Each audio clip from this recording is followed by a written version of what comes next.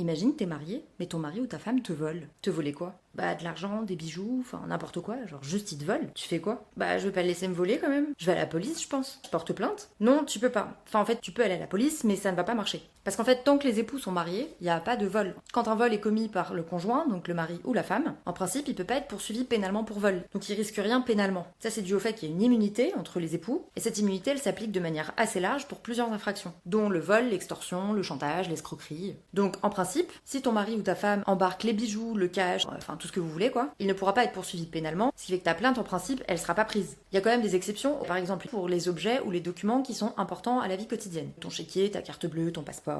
Donc si jamais ton mari ou ta femme, pour faire pression sur toi, il te prend ton passeport ou des trucs comme ça, là tu pourras aller à la police et dire qu'il te les a volés. Dans ce cas-là, ça pourra marcher. Sachant que la liste de ces documents importants à la vie quotidienne, elle est pas limitative. Ça veut dire que c'est pas uniquement ce qui a mentionné dans la loi qui compte. Donc un juge, il pourrait considérer que par exemple le fait de confisquer les clés de voiture du mari ou de la femme, ça pourrait constituer un vol et ce serait pas protégé par l'immunité. Il y a une autre exception, c'est si jamais les époux, ils sont en cours de divorce ou de séparation de corps et qu'ils ont été autorisés par un juge à résider séparément, donc à plus vivre dans la même maison quoi. En gros, après que le juge aura prononcé cette décision, tu pourras attaquer ton mari ou ta femme pour vol, cette immunité familiale, elle ne fonctionnera plus. Et du coup, tout ce que je viens de dire, vous avez bien compris, ça marche que pour des époux, donc des personnes qui sont mariées ensemble. Mais il faut savoir que ça marche aussi entre parents et enfants. Du coup, tout ce que j'ai dit, ça s'applique également si c'est un enfant qui vole les trucs de ses parents. Dans ce cas-là, l'immunité familiale fonctionnera et le parent pourra pas porter plainte contre son gosse.